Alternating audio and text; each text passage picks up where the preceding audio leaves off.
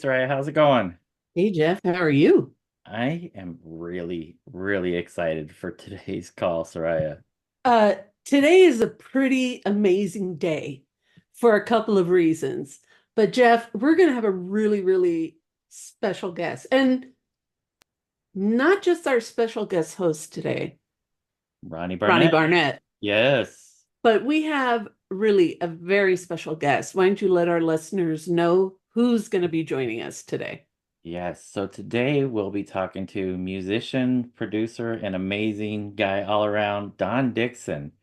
So Don was somebody that I first came to know, I think probably through the early REM records, probably. And Soraya, I know that you know this, but I used to watch The Cutting Edge all the time on MTV with the Fleshtones Peter Zaremba, right? And I taped a couple of them that I knew that I would totally love. And there was one where it's Mitch Easter and Don Dixon at the drive-in studio. And seriously, I watched that VHS tape a couple times a day, easily, and I'm not exaggerating, probably like 300 times with Buford, the dog, sitting on the chair and them going through the whole thing. I was just obsessed. And yesterday, Soraya, I was just curious. I ran my Discogs database collection for this and the CDs that are over here. I've got as many CDs as I've got albums.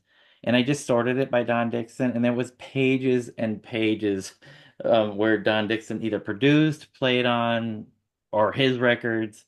So many records that I've listened to over the years. So this is really an honor. And of course, we're continuing um, focusing on this album for now. Maybe a couple more after this, but we are all drifters, and that's the tie-in with the Paisley Underground, right? Absolutely. Is that Vicky and Mark's band or band that they were in, and this tribute CD that came out that David Jenkins and Sean Kelly put together. But the lead-off track, "The Mississippi" by Don Dixon, we're gonna dig into that a little bit today and find out about Don putting this together. So should be fun. I think this is going to be a great episode, and I say let's get into it. Let's do it. Hi, this is Soraya. And this is Jeff, Our podcast is called Paisley Stage Raspberry and Rhyme. a podcast where the two of us play music that we like and share anecdotes and background about the tunes. We hope you'll join our conversation. And without further ado, a grooviar. Let's get groovy. Okay, we can jump into it. All right, Ronnie. All right, Soraya. Today we have a very, very special guest that we've been very excited about the last week talking about, and it's musician producer Don Dixon. And Ronnie, I was telling Soraya that, I have this collection over here of vinyl and as equally as many CDs on this side.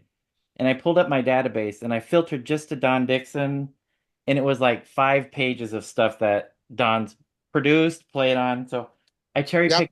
I cherry picked a couple just to go through real quick. So Oh, okay. Oh, lively. Oh yes, arrogant. So Yeah. Ronnie, you know most of these. So Rich. Of course.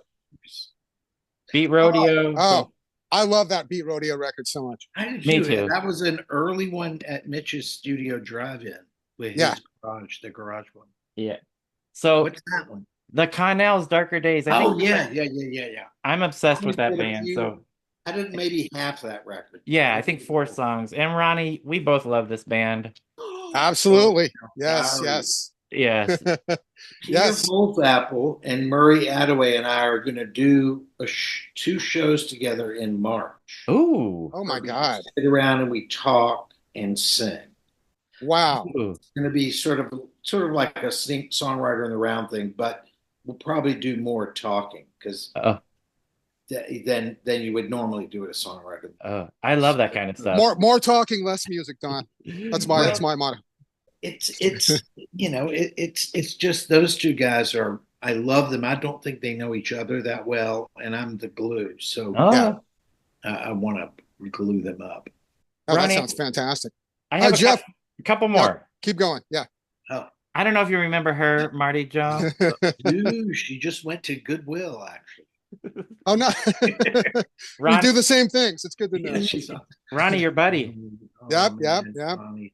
I Tommy. got just a couple He more. got to be such a nice guy. You know, Really? he was kind of an asshole early on. No, He no, no. was rough. Well, Tommy is And like, yeah, go ahead, Don. no, just he was, he was just a little bit. That first record I made with T-Bone with him, he was a little bit full of himself in Oh, yeah. not a great way. And but you know, the last 20 years of his life, he's one of the nicest people on the planet. Yeah, yeah. We were good friends. Tommy was a real sweetheart, but he loved to talk shit too. So He's a DC guy. when I eulogized him, I said that. I go, Tommy Keene talks shit about every one of you in this room. And it really opened the room. Like, yeah, it was the right thing to say. A couple more, Ronnie. Yes. A band from your neck of the woods. Oh, uh-huh. Yeah. Oh, And were then you originally? You're not from Austin. No, I'm from Houston. I'm from Houston. Oh, you are from Texas. Yeah, I'm from Texas. So I moved to California in 1989. So yeah, Okay, well, I think of you as a SoCal guy. for I better guess. or worse, right? Oh man, I just talked. I'm making a new record with James McMurtry, and I just talked to John while I was down in Austin. I gave him a call just because I haven't talked to him in so long. Right. John Crossland. He's talking Yeah. about Jeff. Yeah. Yeah, Oh, great John band. had, and Great. he, Really great man. he's gone on to do some really great records, produce things. That's right. Spoon. He produced Spoon, and He's a good man. They're all good men. The girls were great. keep going, Jeff. We can fill 40 minutes doing this. I know. I'm at the end. I'm at the end. So, of course, these records, which is how I originally heard about Don, and guests that we've had on before, who I think they talked about Oh, yeah. maybe doing something in the future. No, we did a record, I believe that that is going to come out on label 51, which is Oh. Bill Hines' new label. Yeah. That is the last I heard about 2 months ago. That was the plan. I don't think it's a full album. It's like EP. 6 songs or something. Yeah. Ah, But we did it right before the pandemic. It's like I wow. was out there working with them in January of 2020. Oh, I remember this, Don. It's when you were out for Wild Honey. Exactly. And That was then like we 4.5 did years Wild ago. Honey on that the 29th or something, and then we all went to hell for Yeah. Yeah. We did indeed. more 2 years. Yeah. It We was, should also mention, especially for you, and Green Thoughts by the Smithereens. Smithereens. Well, I did a lot of records with the Smithereens over the years, and we've stayed very close to all those guys. Denizio, as a matter of fact, wasn't Kim in your band? The Muffs, wasn't she like in the Pandoras? She was. Yeah, she was. Yes. And I think Pat wrote Behind the Wall of Sleep about the bass player in the Pandoras. Oh, wow. Wow. I didn't know that, but totally plausible. Yeah, 1986. I yeah. think that's what he told me. I think it was the Pandoras that he told me that he had seen her play in Boston or someplace. Oh, wow. We ended up playing with them, and Pat, we never met him, and Pat came right in our dressing room and sat down, lit up a cigarette, and it was like we'd known each other forever. So Pat was a great, very complicated guy. Yeah. That was not always easy. Yeah. But he was a dear friend of mine. We got along because I didn't get pushed over. But he had a very good heart, but he was also kind of troubled, like a lot of great artists. True. Anyway. All right, So, Jeff, what are we yeah. here to talk about? Yeah, we're not here to talk about that. So, long story short, Don, you've made a huge impact on all of our lives, obviously. And I just cherry picked some of pages and pages of my list of records that you've worked on. But Soraya, please, as always, pull us back in, please. So what we're here to do is really talk about your contribution, the Mississippi, to this tribute to the Continental Drifters. And we are so curious, how did you get involved in this project? Well, I have known Peter Holzapfel since he was maybe in the 8th grade. Wow. Maybe 7th grade. That's my first memory of him. I was a senior in a freshman in college when I sort of came into that Winston-Salem scene. He was still very young, but he and Chris were already friends, and they were already doing like Simon and Garfunkel songs together and stuff like that when they were in the seventh or eighth grade. And and then I just knew Peter. He came to Chapel Hill for college, and I got to know him. And he had bands, and he played. And then they formed the DBs, and I was always friends with. I'd met Mitch and Christami about the same time, so we were all friends. I was married to a girl there from Winston-Salem. Everybody in Arrogance, you showed lively, was from Winston-Salem except me. So I ended up there a lot, and that was some of our first shows over there. This is back in 1969. Wow. It was a long time ago. And so, Marty and I had an apartment out in LA, and we would be out there working, especially when she was on A&M and I was on Enigma, a lot. And Peter told me about this band. DBs had broken up, and they had, and the Drifters were doing like a residency basically at Raji's. So I remember going down. I think Marty wasn't around? She must have been somewhere else. But I went down by myself and hung out with him, and that's really, we kind of knew Susan. Vicky kind of knew Marty. Marty had done the original demo for Walk Like an Egyptian. That's right. Yeah. All the old paintings on the tombs, they do the sand dance, don't you know? If they move too quick, whoa, well, they're falling down like a domino. All the bizarre men by the now, they got the money on that. Gold crocodiles, whoa, well, they snap their teeth on your cigarette. More time to look up, I'd say.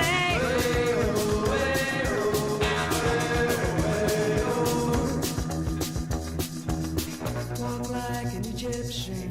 And so Vicky knew who Marty was, and Marty, and but I loved the band. It's like they were this great, eclectic, cool band, and this would have been still in the '80s. Oh, early 90s, maybe? It couldn't have been too far into the '90s because Okay. we got rid of our apartment around then. But Okay. when did they actually move to? They started doing that residency like either late 91 or early 92. Okay, maybe I was out there. Maybe that's why Marty went with me. We'd already given her apartment. That makes sense. But we did have apartment. I can't remember the last few years when she signed to RCA and Enigma exploded. We didn't really need to be out there so much. So that's Yeah. that was around 1990. So Okay. I might have just been out there doing something else. But I loved them for whatever reason. And then I guess a few years later they uprooted and all moved back to New Orleans or to New Orleans. The song, I got involved because Sean Kelly had been a fan. His dad brought him to see me play in New York City at the Living Room when he was about 14. Wow. And their band, their brother band, A Fragile Tomorrow, was already playing and stuff. They were already trying to do something. And but I remember meeting him at that show, and then we stayed in touch through the Fragile Tomorrow stuff, and he was involved in all that sort of thing. And then they moved down south, and they moved from New York down to I guess Savannah or someplace first. But so Sean wrote actually me and Marty first to see if we'd be involved with this on two levels. One, Marty painted the painting that's on the cover of his book. So he asked Marty to do a painting for the book, and then asked if we wanted to do something for this record that they were thinking about doing. And I said, sure. And Marty said, so I said, well, I'll just do something. So you don't have to worry about it. And Sean assigned the Mississippi to me. I didn't know the song. It's a real early one, apparently. Right? Yes. Yes. It was their first single, his first song they ever released. So Yeah, so yeah. I didn't really know much about it, but Sean said, "I want you to do the Mississippi." So uh, I said, "Okay, I'll listen to it." So when I listened to it, I was like, "Wow, what am I going to do? This is like a big sort of a jam, and it's very already so kind of it's almost like a little feat song the Mhm. way they did it." And which is great. I mean, I loved the way they did it. I said, but I just don't want to just copy the way they did it. Plus, that's not really my style. To have all that soloing and kind of jamming and stuff. I don't really. It's not what I do. And so I just thought about it real hard, and I wrote the lyrics down, and I kind of broke down the song, and realized that I could just do kind of a Stax folk version of the song. So to me, what I did was basically like something off of an early Otis record in terms of Oh. the feel of it. So that's how I broke it down in that. So you recorded everything on it. You produced it, played every I instrumentation, didn't every play vocal. the drums. Okay. I used a shall not be mentioned sample that I stole off of a vinyl record. I actually created the loop that I played to, that I did the track to from a very famous recording. Oh. That was recorded at Stax. It's a very famous Al Jackson is playing the drums on that song. Wow. So then where did you go from there? Did you acoustic guitar, vocals, and start Yeah, I mean, layering? I'd already already worked out kind of how I wanted to break the song down. I wanted to have that recitative at the beginning as opposed to trying to sing those lines because I felt like you needed to understand them, kind of set you up for where this guy wanted to go. And so I knew what I wanted to do. So I basically, once I decided on this rhythm and then figured out a way to extricate the rhythm from previously recorded material, shall go unnamed. Yeah. Then everything else I just played, which is not that untypical for me. I do that a Okay. lot. So nowadays, are you using like analog equipment or did I mean it's so much easier Well, to do. I mean, the last record I recorded on tape was a, a Gin Blossoms album I Oh, made back in the teens. the mixtape or something like that. I think it was called something. I think the album was Yeah, I called think it is. I think it, yeah, yeah. something. It's a great record. I really like it, and I love that band. And I've known Jesse for a really long time. And I'm mixing a new song for Robin right now, Oh, actually. I love Gem Blossoms. Yeah. Uh, but that's the last thing, and that was like maybe 2018 or something, or maybe. Oh wow. That's not that long ago. And That's not that. Yeah. no, but Yeah. I started using digital really early. I mean, I moved not, I didn't use Pro Tools, but Sony came out with these machines called PCM something or other. I can't remember what they were called, but they were really expensive 24 track digital tape recorders. And they came out in the 90s. And we got one at Reflection, and then we got a two at Reflection because the thing I liked about them, I do a lot of editing of masters. Even back then, there's songs that on records that you held up. One of those records has a song with 37 edits in the 2-inch tape. Oh my gosh. So I would often, without going crazy, trying to keep it natural and feel right. I was never afraid to cut the 2-inch tape. So, but once you cut the 2-inch tape, you're kind of lost the track if you mess up. So the non-destructive aspect of digital recording appealed to me. So it was more like video recording back in the old days. So you had to have two machines, use SMPTE to talk to each other, and it would be like video editing, and then it would they copy back and forth from the machines. So, I mean, I've never been afraid of digital. I think CDs sound great, to be honest with you. Same Ronnie. here. Yep. Absolutely. Yeah. Yeah. I mean, I wish everything sounded as good as CDs. And the truth is, the most recent piece of equipment I bought, Ooh, show and tell time, Yeah. Soraya. Soraya, a little was techie here. this BO cassette deck. What? So I just bought myself a new cassette deck because I have cassette decks that work, but they're all big. I didn't have any little cassette deck that still worked. And this is a new Japanese product that is great. And it's just a playback only. And I don't know, 4,000 cassettes Mm. downstairs. Yeah. I think I do. It's somewhere around 4,000 cassettes. Yeah. And some of them are unique. And there are hundreds and hundreds of mixtapes that I made in the 80s and 90s that would be fun to pull out again. And cars don't have cassette decks anymore. So, as bad as cassettes sound, they still play music. Yeah, Just like my absolutely. transistor radio did not sound good, but I still got to hear the Rolling Stones from Whoa Whoa. I love that, Don. That's perfect. Absolutely. I mean, as long as you're hearing the music, that's to me, that's what matters. So, Exactly. I used to get horrified watching the engineers cut tape, Don. But they always hit it right on the money. But I'd be like, oh my god. Uh, I scared Dennis Dyke the first time. We did something and I just whipped out the razor blade. He did. Yeah. Yeah.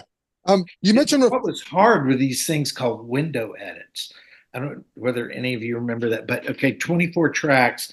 It's like each track, has its own little area, right? And they're very tiny because it's 2 inches, 24 hunks of that 2 inch tape. If you wanted to get rid of a note, you couldn't add things this way. But if somebody was early, like a bass part was early, or a bass drum, you would just cut out wow. just the little piece of tape that had that information on it. That was called a window edit, and those were nerve So yeah. I would imagine it would be very difficult to isolate that location on what was it, 2 inch tape? It's not hard at all. Oh You no. No, and later they created these things. Studer was the first one, I think, to have it, called spot erasing, where you could defeat the bias, and if you defeated the bias, then you could mark you listened by rotating. You would rotate the reels, go back and forth, and listen for where the note started, and then you mark with a little grease pencil, and that's where your edit point was, and that's where your Uh, note started. And then you would find that note, and then you could put it in record and actually go over the erase head. You'd have to be real careful to be at the erase head and just go back and forth 2 or 3 times and then take your hands off like that. wow. Did you ever miss, Don? Did you ever miss Yeah, the? of course you do. All kinds of things. I remember we had a really expensive string session one time, and I was it was for an artist named Treva Spontaine, Oh yeah. and I had, it was like 17 strings. I mean, it was an expensive thing, and it had gone really well. It sounded great, and so I'm sitting there, and we're all just kind of full of ourselves and very proud that it had gone so well. Arrangements, everybody, everything. But I was trying to do too much. I was sort of running the machines. I was engineering. I was also conducting the orchestra. I was doing too much. So I was sitting there cleaning up something, an intro. So the tape recorder was in record, and I was erasing the string session. So I erased Ouch. almost the entire first verse of Oh. that string session. Oh Did you, man. so you clicked undo? About an hour after they had left. Oh. No, and that was not a major label project. No, I have it that was record. a big indie. Yeah. It was for they were called. It was either for Moonlight or Dolphin, which was Dolphin was the Moonlight was owned by a guy named David Robert who owned the Cat's Cradle, Mm. and a lot of good records came out on Moonlight. Actually, that Lively record something, Oh, okay. Okay. and then Dolphin was owned by the Record Bar, Barry Bergman, the Record Bar people. Oh. So Record Okay. Bar was pretty big at the time. Yeah, she's singing a great group called The Graphic. Oh, Everybody. Graphic was Yeah, great. yeah. And I love that this record. this was for a record I made with her before she started the Graphic. Oh, okay. Don, you mentioned Reflection. Did you own that studio, Don? Hmm. I had keys. Yeah. Much better. I had keys to the studio. I did not have any other responsibility of ownership. Perfect. My good friend Wayne Jernigan, who signed Arrogance to a production deal in 1971, maybe late 70, was the owner of that. And he had been a Texas troubadour. He had worked for as a drummer for Ernest Tubb for years. Wow. And he came back, but he was originally from South Carolina, and he came back and bought into that studio when he was about 30 and took it over and kept it until it finally went under. Well, it didn't go under. He just got too old. He lost interest. Gotcha. Yeah, because I always used to see you recorded there. Oh, On no, all those records, I assumed it was your yeah, studio. no, it was, I just loved it. And I brought a lot of people from all over the world to record there. And Mitch recorded there some, we Yeah, did the Murmur record, Murmur and Reckoning both there. yeah. Um, and one of the great Guadalcanal Diary records was done there. I can't remember which one. 2x4 maybe. Ah, yep, yep. Um, I like that we're talking about Arrogance a little bit. I love Arrogance, Don, and more people should know about that band.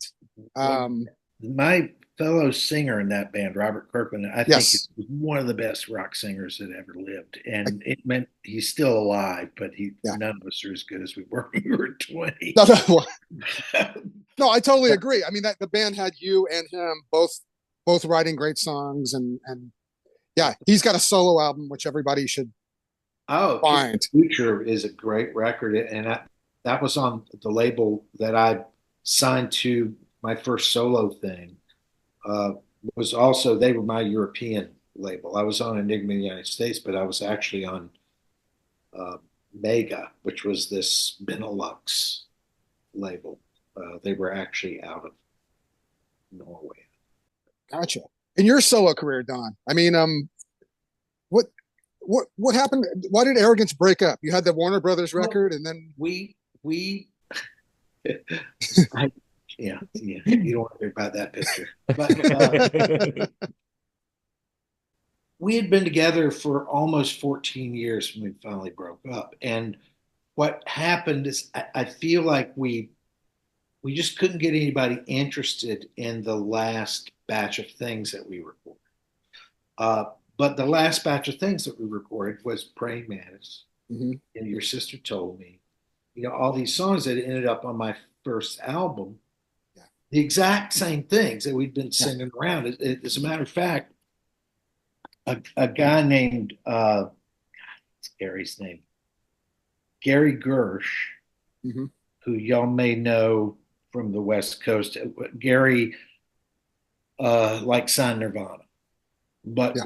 before that, he was working, I guess, maybe for Capitol or Columbia or somebody. And Arrogance had been on Vanguard, and we decided that we weren't crazy about being on Vanguard, and so we asked to be let off the label, and then we got that deal with Warner Curb, but it was Warner Curb, and there was a guy named Dick Whitehouse that was running that company, and they didn't quite, there was still a lot of 45s and mafia connections involved. Wow. Not to butter it up too much, but Gary was a big fan of that last Arrogance thing, and we couldn't get a deal. We sent it around everybody, and it was like, I know these guys, everybody's tried. In hindsight, we probably should have made at least one more record with Curb, but who knows? Um, Gary passed that tape on to his roommate at the time, who was working for a new company called Bug Music, which was owned by a guy named Dan Burgoyce, he had started a publishing company for his friend Del Shannon. And Dan's publishing company had this whole new theory of the artists getting to own their own masters. So, like, not own their own masters, but own their copyrights, like keep control of the copyrights and not not give them up. So, and just they would administrate and take a 15% of what it was instead of half. Um, so it was a great concept. But anyway, so I got signed to that. My publishing deals with Warner Brothers stuff all ran out. So I got a call from Gary Gersh's roommate, and he said, I'm working for this company called Bug, and do you have a publishing deal right now? I said, well, as a matter of fact, I just fulfilled all of my obligations for Famous Music, and I am currently looking for a publishing deal. This was 1983. So indirectly, Gersh, got me that publishing deal, which then Demon, as this guy named Andrew Lauder that had started, was running Demon for Jake Riviera and Elvis Costello, which was really their label. And they wanted to put out just the stuff, and it was all these old Arrogant stuff. So it was Praying Mantis, Sister Told Me, South Side Girl. Not Your Sister Told Me. We had did that later, but we had already done that for Curb. But anyway, a lot of songs that people liked off that first record are really Arrogant recordings and songs. That's what I thought. Yeah, Southside Girl, that should have been a hit. Well, yeah, well, it was an exercise in trying to sort of recreate some of that excitement of that early Mersey kind of thing that I had got when I heard I Want to Hold Your Hand. She was petite, quiet and neat, making the music, making the scene. People would stare at her long golden hair. My baby's in black was the color she'd wear. When I first saw her, my heart did flips. Feel our first kiss still burning my lips. Holding her near, year after year, the Southside Girl. Did the Arrogants have a big following? We were we made a living playing for 14 years. Yeah. I mean, that was my main income. Well, probably 10 of those 14 years. That was my main. And that's doing all originals, or were you doing covers too? We hardly did any covers. Okay. I mean, from the very beginning, our whole point was we got together when we made a single called Black Death in January of 1970. So we recorded a song immediately. We'd been together about 2 months. Wow. And we went in the studio and made a single called Black Death. It's actually a pretty great record. The first.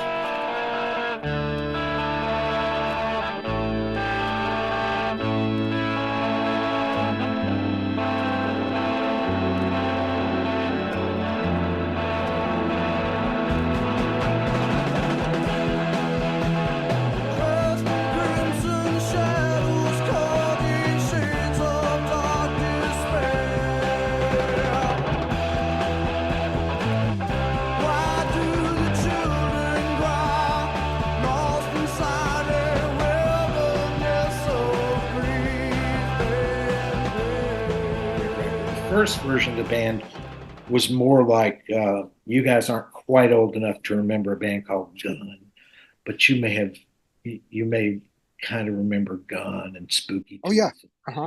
So we were more like that, like a heavy, very heavy, great guitar player. Yeah. Race with the Devil. Yeah. Race with the Devil was also in that first session. Yeah. And that's when Robert sang. We actually recorded that. So I have a very good recording. But that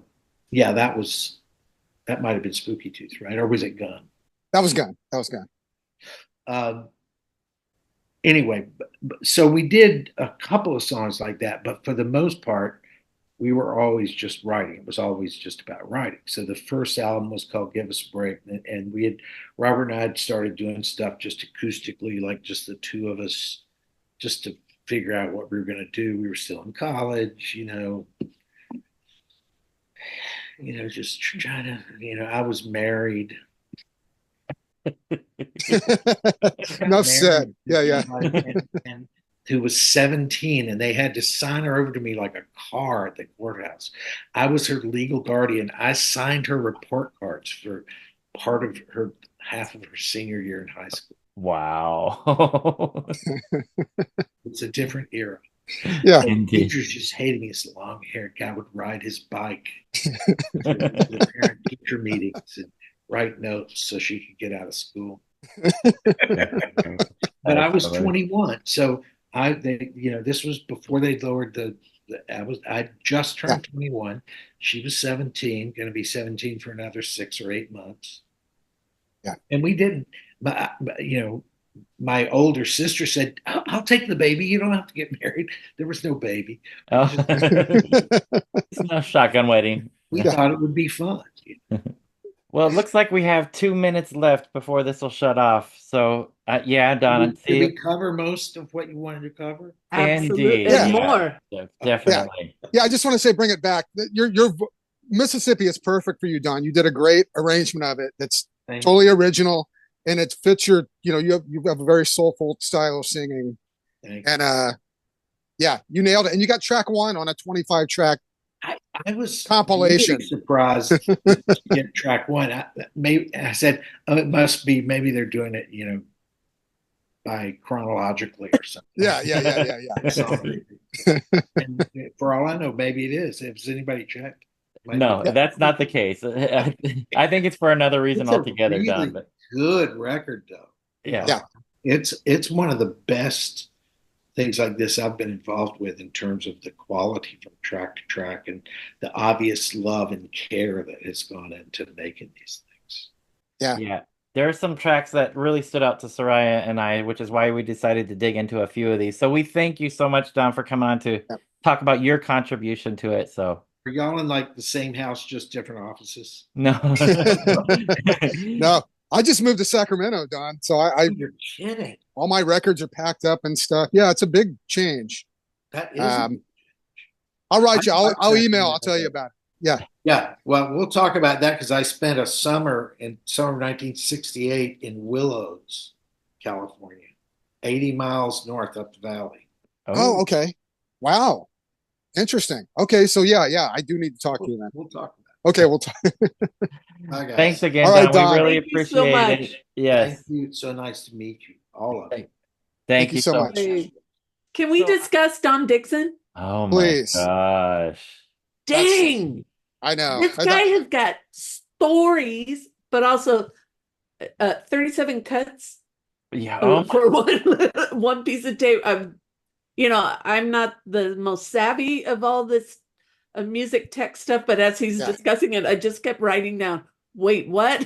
37 on one piece. There's a lot of editing people do when recording, and that goes to show it. Believe me, if you transfer that to the digital world, it's probably not. It's not unusual for somebody to have that many cuts. Ask Jeff. Just yeah. kidding. Yeah, indeed. I know. I remember our producer for White Glove Test told me once you step in the studio for the first time, music is you're never gonna listen to music the same way from here on out because seeing what actually goes on behind the scenes is so much different than what you hear as an audience member. But it's that window cut stuff seems so complicated because I mean the tape's not that big, but if you're picturing like a physical tape this size and it's got 24 sections on there, just to find that one note, like, and if it's like track, I don't know, track 12, and it's somewhere in the middle there. No, it's like I said, like I wasn't watching what was going on beforehand, but I would see the engineer lift just the whole tape and cut, like not syncing it up to some line or something. Like, Yeah. I don't know how they do it. They did it though. Yeah. Yeah, that's crazy. And I'm glad that you did a deep dive into Arrogance for a little bit because that was Don's first band in 14 years, 6 albums. Yeah, I mean, I think technically they're still together. I think they reunite on occasion. But yeah, since 1970 or whatever. I mean, yeah, I was talking late 60s. They made at least like 8 albums, if not more, and ended with that one on Warner Brothers in 81 or whenever it was. Yeah, so they're like an institution there. Absolutely. Where he's from. So yeah, no, Don kind of led us around, which was great. So we're able to just, you know what I mean? It was that was really fun. He's really a great guy. Yeah, amazing. Yeah, and Ronnie, that cutting edge show that Mhm. has Don and Mitch Easter, where Peter Zaremba goes to the old drive-in studio that Oh Mitch has yeah, in his backyard. yeah. I've literally watched that thing hundreds of times with, like I was telling Soraya, with Buford the dog sitting there on the chair and just Yes. seeing what they No, would do in that old studio, and so many records that he's been a part of. So no, it it's funny you mentioned that. I got like 15 episodes of The Cutting Edge recently, like 6 months ago, digitally. and watched digitally. Wow. I don't have my cop. Anyway, we'll get your copy somehow. But Please. it was weird how every episode I knew so well, and that was from Yeah. recording it like you and watching it back, and I knew VHS tapes. Yeah. I knew every frame like of every episode that I had on there. So Wow. I need those, Ronnie. I yeah, desperately need those. I don't have my disc copying machine anymore. Oh, But I'll send them to Frank or something. yeah. Yeah, he can do that. Yeah, cut that part out. People, Frank doesn't want people knowing he But makes also, copies. but also, what did one of the first things he told us? Oh, in March, by the way, I'm gonna have this kind of sit down of a songwriters roundtable, and you know, still active, still producing good music, the breadth of artists he's worked with, and he's still like he still wants to get the word out, still wants to sit down, still wants to talk shop. How can you not absolutely love what this guy is all about? Absolutely, and he still does gigs with Marty, him and those two together. And I like that he mentioned. We've always heard about this demo of "Walk Like an Egyptian," right? We hear Uh-huh. about it our whole lives. Let's hear it. Yes. We've never heard Yes. it. It's never popped up anywhere. It's I just mean, shocking. very, very apropos to this podcast, right? I knew you were Yeah. happy. I knew you were happy when that got brought up. Oh, Yes. yeah, yeah. I lit up on that. So the Okay, perfect so which one connection. of us is going to ask Don if we can hear that demo? Which one? I'll do it. If you get a positive response, please get back to Let us. us know. Yeah. We'd give that its own episode. Right. I mean, No, true. first of all, Marty even doing a demo of that. Yeah. No, Marty made her records are great too. You held up that Yeah. first EP. Yeah, she's great as well. So I don't know, Jeff. But just I want to add my 2 cents into the Mississippi. That Mississippi track leading off, it's because it's so different from the original. I always like to write down words as I'm reacting to the song, and there's something really eerie, but just it's hypnotic the way he intros that song, and some of the arrangements are just like you don't want it to stop playing. It's just wild, that track, and it just varies so far for yeah, me it from the threw me original. on first listen. It threw me because I'm so attached to the original. Yeah. Mhm. But listening back again, as I did the other day, I was really blown away. Like it's really good. I know, I'm gonna. Ronnie, you like when artists make things their own. If they're going to do a cover, at least make it your own, right? Because you're not going to beat the original in most cases. That's true. That's true. Right. But I don't know. I have trouble with that because I get attached to the original, right? So, Yeah. um, but and then again, track one on a 25 track compilation. I mean, Come please. on, come on. And But keep, I loved how he said, what I ended up doing was a Stax vocal version, an early Otis song. Yeah. And I go, I see it. I hear it. Yes. And it worked. Oh, absolutely. To me, Don it sings worked. that way. Don's got that soul yeah. Mhm. in his all his vocals. He's always had that. Any guesses on where that drum track came from? Does anybody have any? Al Jackson. It's a very famous Al Jackson song. Yeah, So, yeah. So we've got research to do. Although I'm naming it, but he said it will not be named, it will not. but it's a loop. I don't mind. But too I don't late. mind naming it if I figure it out. Yeah. So interesting, Soraya, the tie-in that we had into our previous discussion with Derek Anderson, right? Also looking back to an early soul R&B influence, right? Right. And then And using loops. There's loops and all over this Continental Drifters thing, it turns out. who knew? And if it wasn't Yeah. for us bringing this information to light to the audience, nobody would know these kind of things. So, I mean, it's That's that's true. That's true. These deep dives into song by song. This Oh is my gosh. well, This is- we don't have very many of these left, but there was a few tracks on this that we just wanted to talk to some of these artists with, and gave us a great opportunity to talk to the great Don Dixon, who otherwise we would not be able to talk to because, let's face it, he was not a member of the 3 o'clock or the Bengals. So this was an opportunity to talk to one of our heroes. And there's a very, very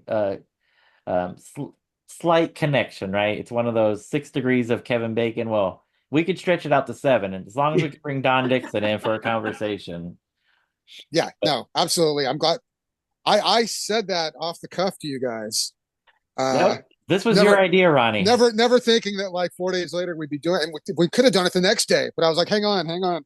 Right. Let's take a few days here.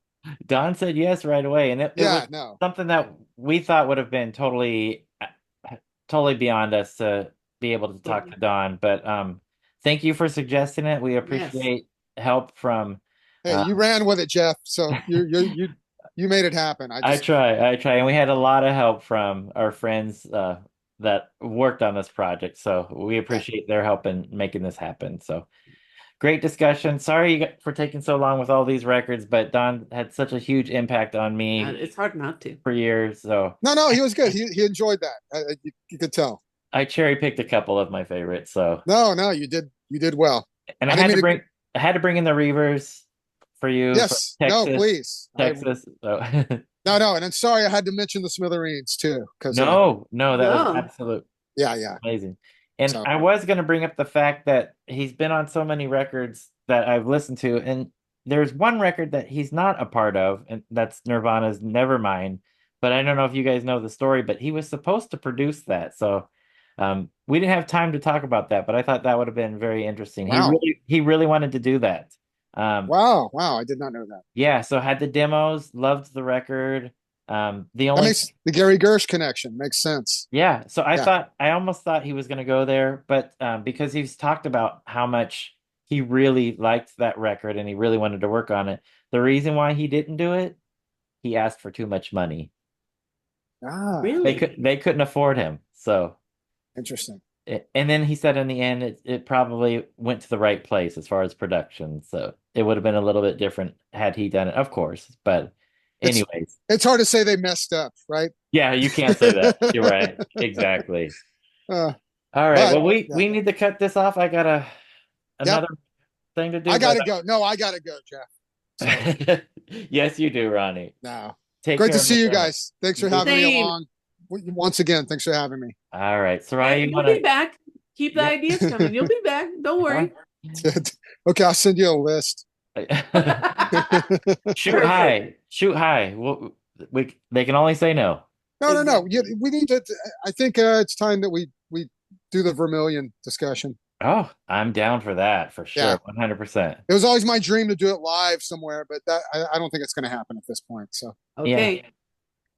Yeah. I say yes. I say yes. Okay. So we're in. We're gonna make it happen. Okay. Danny Benares. Give Irma a big pet. Yes, I will. I'm surprised she didn't. Yeah, but anyway. All right. She was enthralled by Don Dixon. Let's be honest. As were the rest of us. All right. Julie's back, so there's a lot going on. So she's chatting around as. All right, Soraya, you want to take us home? Take us home. All right, mi gente, agarubiar. Groove on, Paisley people. Julie! She is back. She's back. There's evidence.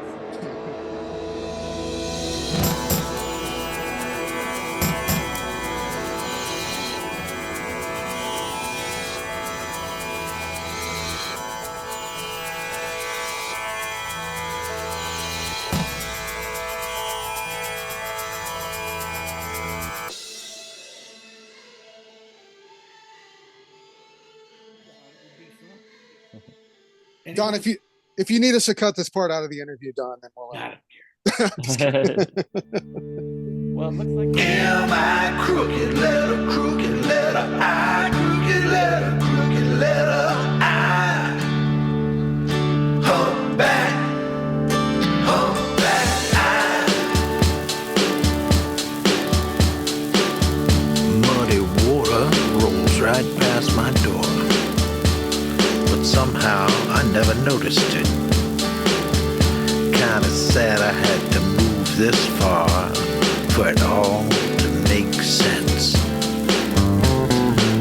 I miss my family, I miss my friends. I'm sure someday that I'll get back to them. I lay my blanket on the levee's edge just to get to know an old friend. Waters rising on the plateau, dug horn singing through the fall. And so they shook hands with an lady as she tried to swim upon the Mississippi. The Mississippi.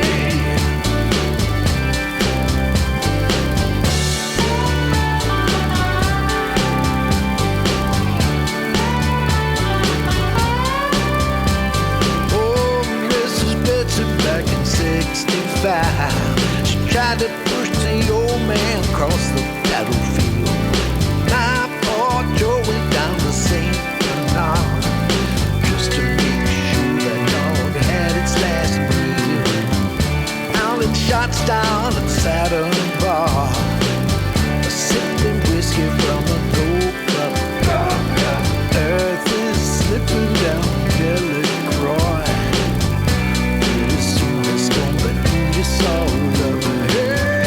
Waters rising on the plateau, dug horn singing through the fall. And so they shook hands with an lady as she tried to swim upon the Mississippi. The Mississippi.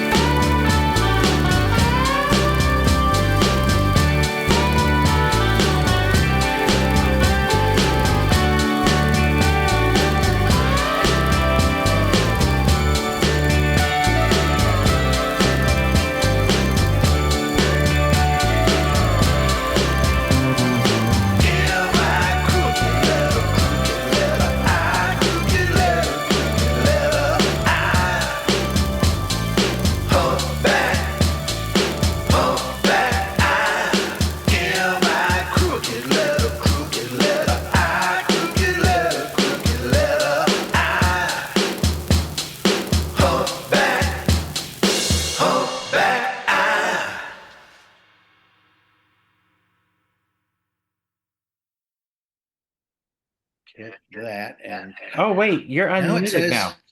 now it's can you all hear? There you are. There Hey. you I are. do Yeah, say yeah. in session.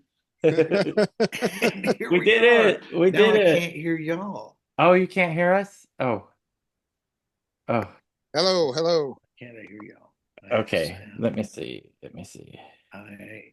But y'all We're can hear there. me, We're right? almost there. We We're can hear almost there. you. So, yeah, I don't. That happened to I Robbie hear Wrist you. too, I know.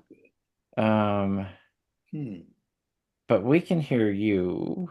Hi, Or everyone. Sorry Hey, about Don, this, how but I are guess you? that's hi, part of hi. the hideousness of the Technology. life we live now. Yeah. I'm like, Oh, poop. What do? I can't hear y'all. What about the phone? I had you plugged into some speakers that were turned off.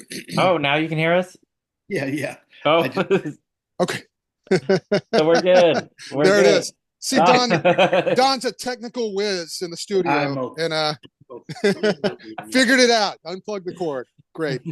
Sorry about So that. I'll edit this, and I don't know if you want me to send you a link, Don, Oh, but hell yeah. okay. All right. Yeah, I won't edit much, but I'll go ahead and email you the link. And You do whatever you need to do. all right, we appreciate it. I'm not having to look at me.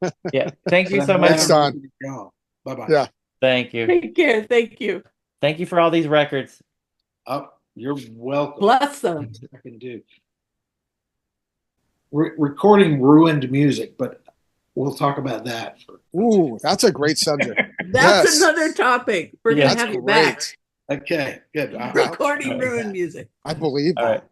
All right, Ronnie, join Yeah. us again so we can talk about Don. Okay, yeah, of course. My favorite part.